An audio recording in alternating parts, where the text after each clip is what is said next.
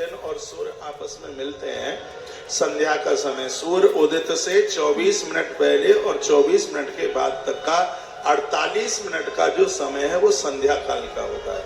ऐसे ही शाम को सूर्य अस्तांचल की तरफ जाता है, उससे 24 मिनट पहले और सूर्य अस्त के 24 मिनट बाद तक का ये 48 मिनट का जो टाइम है, इसमें अमृत की वर्षा होती है। ये बड़ा दिव्य समय, ये देवताओं के भ्रमण का समय है ये। और ऐसे समय में भोग नहीं, ऐसे समय में योग होना चाहिए। इस 48 मिनट में खाना नहीं खाया जाता, भोजन नहीं किया जाता, गोधूली की बेला होती है, इसको अमृत काल कहते हैं। ये दिव्य समय होता है।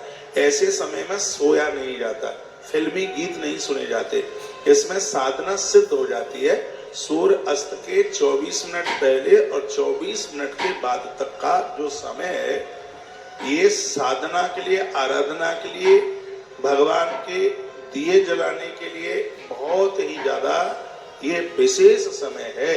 और इस समय में भगवान की साधना, पूजा पाठ, आराधना होनी चाहिए। संध्या बाती का 9:30 बजे का समय नहीं होता है। जो दिए आरती के जलाए जाते हैं उसका यही काल होता है।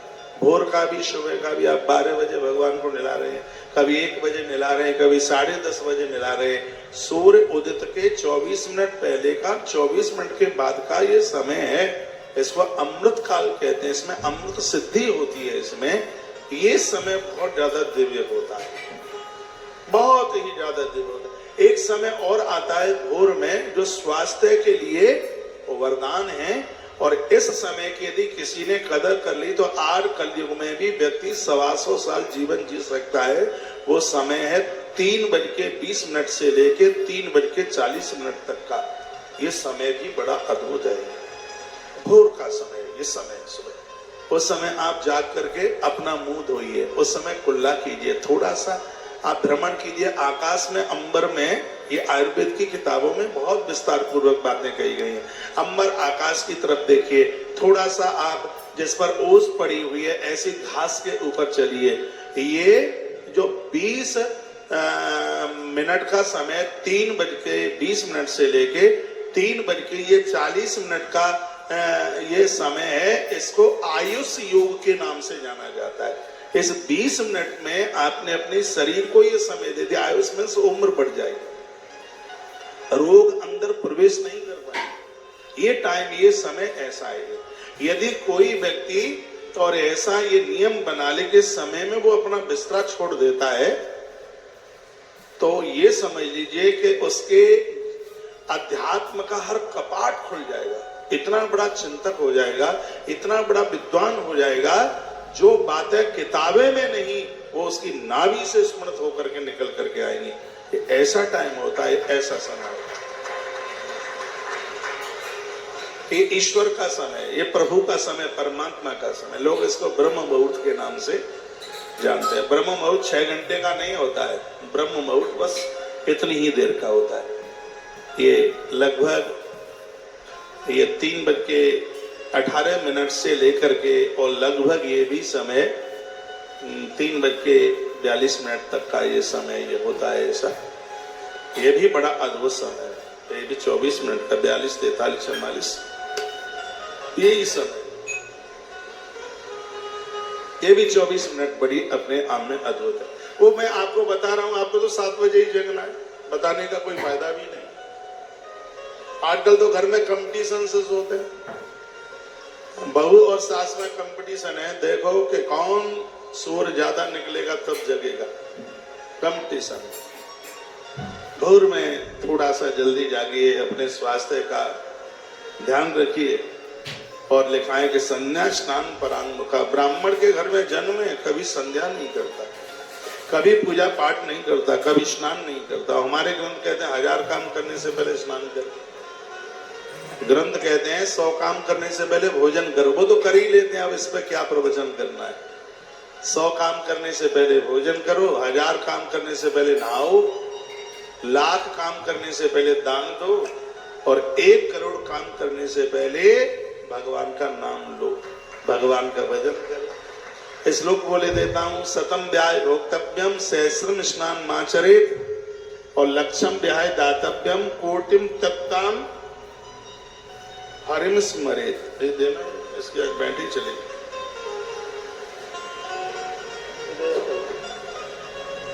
तो कोटिम तप्ताम हरि स्मरेत, करोड़ काम करने से पहले भगवान का भजन, तो 1000 काम करने से पहले स्नान। स्नान करने की एक विधि है। स्नान करते समय पानी सिर पर नहीं, स्नान करते समय पानी सबसे पहले पैरों में डाला जाता है। जिंदगी में ब्लड प्रेशर नहीं बढ़ेगा, रक्तचाप नहीं बढ़ेगा। नहाते समय सबसे पहले 1 लोटा पानी आप अपने पांवों में डालिए। गर्म पानी का भी सिर पे मत डालना, चांद सगरी गंजी हो जाएंगे, उड़ जाएंगे सगरे बाल। जब से वैक्सीन लगी है तब से बाल ही भारी गायब हो रहे, टूट रहे हैं, सब चांदे खुरमुंडी भई जा रही है। और आपको हर हफ्ते में आप तेल बदलते हैं, साबुन बदलते हैं, तो इसलिए ये बड़ी दिक्कतें भी हो रही हैं। गर्म पानी सीधे आप सिर पर आप डालते हैं, इससे माइग्रेन जैसी बीमारियां बन जाती हैं। ताजी पानी स्नान के लिए ग्रंथ तो यह कहता है कि उसको भी छान करके, पूजा में तो छान के लिया ही जाता है। टोटी में कपड़ा लगा दो, सूती कॉटन टोटी में, उसी में से वो छन करके नीचे गिरेगा। थोड़ी फिटकरी डाल दो उसमें, तो उस पानी का जो दोष है वो बिल्कुल खत्म हो जाएगा। बहुत लोग कहते हैं कि शनि लग गए हैं महाराज, शनि महाराज, तो ये भी बड़ा उपाय है। शनिवार के दिन पानी में चाकू डाल करके, लोहे का कोई भी टुकड़ा चाकू डाल लीजिए और लोहे का कोई टुकड़ा उसमें डाल करके उसे स्नान कीजिए। पीपल के पत्तों की माला हनुमान जी को चढ़ाइए और सरसों के तेल का एक दिया दोपहर 11:48 से 12:12 अभिजित मुहूर्त में पीपल की जड़ों के नीचे जला करके आ जाइए। ये भी आपका शांति हो जाएगा। शनि महाराज, शनि महाराज नहीं, सबको कहां परेशान करेंगे वो।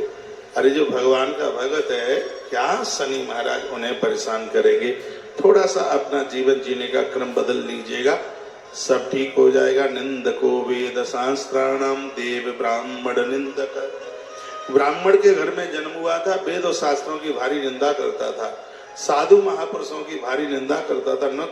नट पाखंड भांडस्तो बद्ध प्रेम परस्पर, और उनके साथ पाखंडी लोगों के साथ में और उनके साथ मित्रता किए हुए है, उनके साथ ही इसको रहना, इसको बड़ा अच्छा लगता है। एक पुत्री तन माता, जिनके घर में एक पुत्र है, या तो बहुत बढ़िया निकलते हैं या सीधे धुंधुकारी की तरह निकलते हैं। ये एक जो पुत्र है जिनको, वो तो बड़े सावधानी पूर्वक है। एक पुत्र, एक पुत्र वाले या तो श्रवण कुमार निकलेगा, और यदि सीधा का सीधा धुंधुकारी की तरह है। ये जो एक पुत्र वाले लोग हैं, आपको तो बहुत ही ज्यादा ध्यान देना होगा। अब एक बिगड़ जाए तो फिर दूसरा हो तो लगता है दूसरा संभाल लेगा। अब जो उंगली पर एक ही है महाराज और वो भी छोड़ देगा तो फिर जाएंगे कहाँ। जिनको एक है वो तो बहुत विचार करके, बहुत विचार करके, बेटा बच्चा तो एक से ज्यादा ही होना चाहिए, एक से ज्यादा। एक गड़बड़ करे तो दूसरा तो साथ निभा ले। अब इनको तो एक ही था, लिखा एक पुत्री थी तन माता। इस मैया को एक ही था, प्रतार यति दीक्षितम। और जब मैया इसको डांटती है तो आंखें निकालता है माँ के ऊपर। और आज के समय में ऐसी औलाद की भी कमी नहीं है जो माता पिता को खूब पटक पटक करके पीटती है। मैं तो ये बातें ज्यादा इसलिए नहीं बोलता क्योंकि ये कथा दुनिया के 200 पौने 200 देशों में जाती है। इससे हमारा थोड़ा कल्चर डाउन होता है। विदेशी लोगों को ये लगेगा क्या हिंदुस्तान में भी अब ऐसा होने लगा है। जो राम पिता के कहने से वन के लिए चले गए, क्या उस राम के देश में आज माता पिता औलाद के द्वारा कूटे जा रहे हैं। मैं तो इसलिए नहीं बोलता, नहीं तो आज की तो स्थितियां बड़ी गंभीर है। आश्रम में बेचारे बूढ़े बूढ़े लोग रोते रोते हुए आते हैं। ऐसी स्थिति हो गई है कि बस पूछो ही मत। क्या मिला है, क्या मिला, कुछ नहीं, सब कुछ चला गया, सब खत्म हो गया, कुछ नहीं रहा। क्रोध नस्तिस्त तनया, बताया जाता कि इतना क्रोधी है, आंख में से तो बिल्कुल रक्त टपकता है क्रोध के मारे। जुआरियों के संग रहता है पूरा दिन भर, कुकर्मी हो गया है, मांस भक्षण करता है। मैया ने एक दिन उसको समझाया। आपने कभी किसी कुंभकार को देखा? कुंभकार जानते हैं, मिट्टी के घड़े बर्तन बनाने वाला व्यक्ति। चाक घुमाता है, किसी कुंभकार ने चिलम बनाई। चिलम जानते हो? चिलम जानते हो काय से कहते हैं? हाँ हाँ, वही सुल्फा वाली चिलम। पहले ये बहुत ज्यादा चलती थी, लेकिन अब वो चिलम नहीं है और एमाल दूसरे बहुत तैयार हो गए। तो वो कुंभकार वो चिलम बना रहा था, इतने में एक महात्मा आया हुआ। उस साधु ने कहा, भैया क्या बना रहे हो तुम? उसने कहा, चिलम बना रहा हूं। अरे भले आदमी, तुझसे कुछ बढ़िया नहीं बनता, चिलम बना रहा है, कुछ और बना लेता। ये चिलम स्वयं जलेगी और इसकी फूंक जो खींचेगा उसका गला भी जला डालेगी। काय को तो चिलम बना रहा है? तो बर्तन बनाने वाले व्यक्ति ने कहा, तो बाबा जी क्या बनाऊं? तो उन्होंने कहा, सुराई बना। सुराई, सुराई जानते हो? हाँ, जिसमें सुराई फ्रीज की छोटी बहन सुराई। तो वो सुराई उसने बनाई, और ऐसी सुराई ये सबसे पहली बार बनाई गई सुराई, तब की बात है, तो पूरे देश में उसका प्रचार हो गया। सुराई बनाई, उस सुराई का इतना प्रचार हुआ कि वो सुराई पुजा नहीं पा रहा था। लोग उसको थैंक यू, धन्यवाद बोलने के लिए आ रहे थे, क्योंकि सुराई में पानी भर दो तो स्वयं ठंडी रह रही थी, उसका पानी जो पी रहा था उसके गले को भी वो ठंडा कर रही थी। ये सुराई का काम लोगों को बड़ा अद्भुत लगा। साधु ने अब प्रचार किया पूरे समाज में, और वो गली गली पहुंचा, हर घर में घुस जाए और कहता था, अपने बच्चों को चिलम बनाओगे क्या सुराई, चिलम बनाओगे क्या सुराई, चिलम बनाओगे क्या सुराई। अब लोग समझे नहीं, लोग कहेंगे बाबा पागल हो गया है। तो किसी ने कहा, बाबा इसका अर्थ तो बताइए, चिलम सुराई का मतलब क्या है? तो महात्मा ने कहा, अपने बच्चों को तुमने कुसंस्कारीय बना दिया चिलम की तरह। तो जैसे चिलम स्वयं जलती है, दूसरों को भी जलाती है, तो तुम्हारे बच्चे स्वयं जलेंगे, दूसरों को भी बर्बाद कर देंगे। यदि सुराई की तरह संस्कारीय बनाया तो सुराई स्वयं ठंडी रहती है, जिसका पानी जो कोई पिए उसको भी ठंडा कर देती है। बच्चों को सुराई जैसा संस्कारीय बना दिया तो स्वयं आनंद में रहेंगे और दूसरों को भी आनंद से भर देंगे। तो अब हैदराबादियों लोगों, अब आप बताइए क्या ज्यादा ठीक है? समाज में बच्चों को चिलम बनाने की जरूरत है या सुराई? सुराई। तो सुराई ये तब बन पाएंगे, छोटे से इनको देखोगे बस्ते में रखते क्या है, आते कहाँ हैं, जाते कहाँ हैं, अलमारी में क्या रखते हैं, इनके मित्र बांधव यार दोस्त कैसे हैं, इनके मोबाइल में लॉक नहीं लगना चाहिए, पता नहीं कौन सा उसमें ऐसा रखा है गुलाब जामुन, 4 लॉक डालते हैं मोबाइल में, 4 लॉक, 4। मैंने किसी बच्चे को बोला, बेटा एक फोन करना है लाना, सो वो ऐसे ही घुमाता रहा उंगलियां 25 बार। मैंने कहा इसमें रबड़ी रखी है क्या है? उसको यूं ऐसे करता रहा बहुत देर तक, वो लॉक खोलने के लिए। मैं तो कहूंगा जिनके मोबाइल में लॉक लगे हैं जरूर कुछ न कुछ गड़बड़ है। मेरा मोबाइल खोला पड़ा रहता है, जैसे कोई देखो पढ़ो महाराज, उसमें 4 लोग। अरे औरों को छोड़िए, पत्नी जा रही है रसोई के लिए और वो पत्नी का मोबाइल उसको मिल गया, पति को पत्नी का मोबाइल, तो ऊपर से नीचे तक देखेगा। अब उसको उसका मोबाइल इतने संकीर्ण हो गए हैं, इतने संशय वाले हो गए हैं, इतने हृदय से साफ सुथरे बनिएगा, आपके ऊपर कोई उंगली तक ना उठा पाए, ऐसा जीवन जीने की जरूरत है। ये संस्कार आप नहीं देंगे तो इन बच्चों को संस्कार मिलेगा कहां से?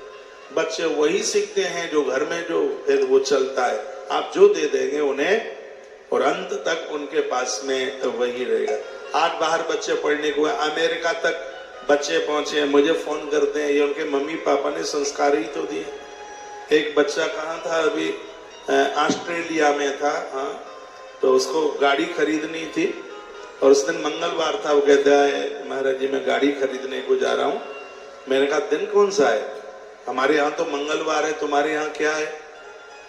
तो हमारे यहाँ पता नहीं, उस दिन सोमवार था क्या था कि बुधवार था। उसने कहा मंगलवार है हमारे यहाँ। मैंने कहा नहीं, मंगलवार को नया वाहन मत खरीदिएगा बिल्कुल। तो ये घर से जब बच्चों को संस्कार मिलते हैं तभी तो वो इन सब चीजों को मानते हैं। तो ये आप नहीं सिखाएंगे तो कौन सिखाएगा? मृगया मध्य पिशुन्य नितम चौर्यम दुरोधरे। इतने अपराध, इतना अन्याय यह करता है, इसको नग्नीकृत प्रतिदिनम बद्धते धूतकार भी। जुआरी लोग इसको खम्म से बांध बांध करके बहुत मराई ठुकाई इसकी पिटाई करते हैं। घर का सगरा सामान जुआ बुआ में पे हार हूर करके आ गया। एक दिन की बात थी, क्या हुआ, इसका पिता जो यज्ञदत्त था, यज्ञदत्त दीक्षित, कहीं से यह आ रहा था तो इसने किसी जुआरी की उंगली में, उसके हाथ में इसने अपनी अंगूठी देख ली इसने। तो इसने उस व्यक्ति को कहा, भैया ये अंगूठी मेरी है, ये तुम्हारे पास कहां से चल करके आ गई? उसने कहा कि मुझे झूठा दोष तुम देते हो, मुझे चोर ठहराते हो। इस समय वर्तमान समय में तुम्हारे पुत्र से बड़ा तो कोई दूसरा जुआरी नहीं है।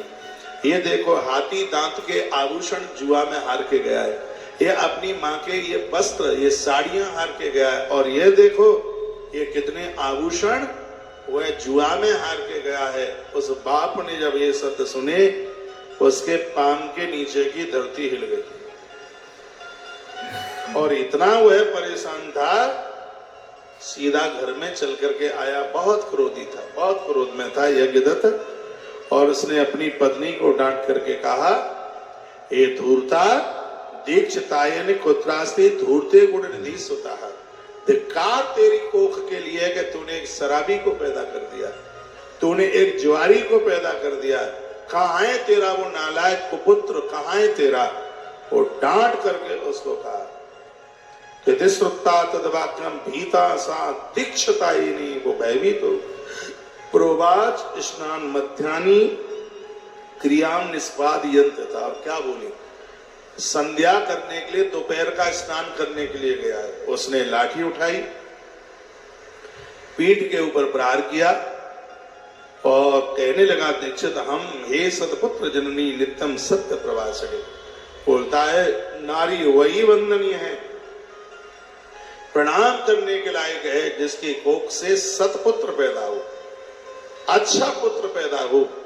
वह नारी आदर की काबिलियत में है। पुत्रवती जुवती जग सोई, रघुवर भगत जास सोई, नहीं तो नतर बांझ बल बाद व्यानी। हमारे ग्रंथ कहते हैं जो नारी अच्छे पुत्र को जन्म न दे पाए, इससे तो भला वो बांझ रह जाए तो ज्यादा ठीक है, उसकी कोख से कोई औलाद नहीं होनी चाहिए, क्योंकि बांझ रह जाएगी तो एक शराबी जुआरी कबाड़ी तो पैदा नहीं होगा। नारी या तो सूर सूरमा को जन्म दे, वीर यति को जन्म दे, नहीं तो वो बांझ रह जाए तो ज्यादा ठीक है।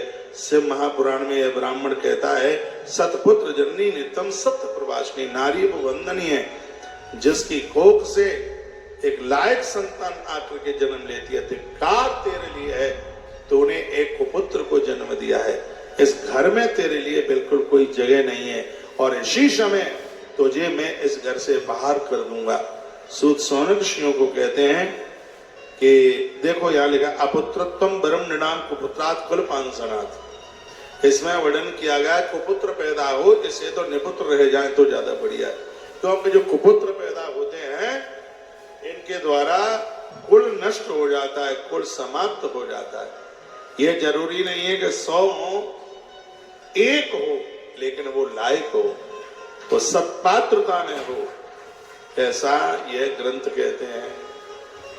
तो कहीं से भी मैं कथा उठाऊं, ये कथा यही कहती है कि बगीचे के ऊपर, बगीचे का काम करने वाला व्यक्ति ध्यान नहीं देगा तो वह बाग समाप्त हो जाएगा। संतान के ऊपर आप ध्यान नहीं देंगे तो संतान भी अपना जीवन खो बैठेगी। सिर्फ पैसा कमाना ही तुम्हारा काम नहीं है, आपके कार्य में एक कार्य भी है, जिन बच्चों को तुमने जन्म दिया है उन बच्चों का उत्कर्ष करना, उनकी प्रोग्रेस करना, ये आपका काम है। यहाँ पर बच्चे बैठे हैं, युवा लोग बैठे हैं, और मैं कहना चाहूंगा कि ये 4 लोग जीवन में ऐसे हैं जिनकी बात मानने में हमेशा फायदा। एक है माँ, एक है पिता, एक है गुरु और एक है भगवान। इनके आदेश में किंतु और परंतु जैसा शब्द नहीं होना चाहिए। माता पिता गुरु की सेवा जो करेगा, सम्मान दुनिया देगी, वो फूलेगा और फलेगा। माता पिता गुरु की सेवा जो करेगा, और बच्चों का यह धर्म है, मात पिता गुरु प्रभु की बानी, बिनय विचार करिए शुभ जानी। इनके आदेश का पालन बिना विचारे भी आप कर देंगे तो वह अपने आप में शुभ ही होगा, कल्याणकारी होगा। वो अमंगलिक नहीं हो सकता, वहां अमंगल नहीं हो सकता, वहां सर्व प्रकार से मंगल ही, वहां सर्व प्रकार से मंगल ही मंगल होगा। एक बार जयकारा लगाइए, बोल भक्त वत्सल भगवान जय हो, श्री हनुमान जी महाराज की जय हो।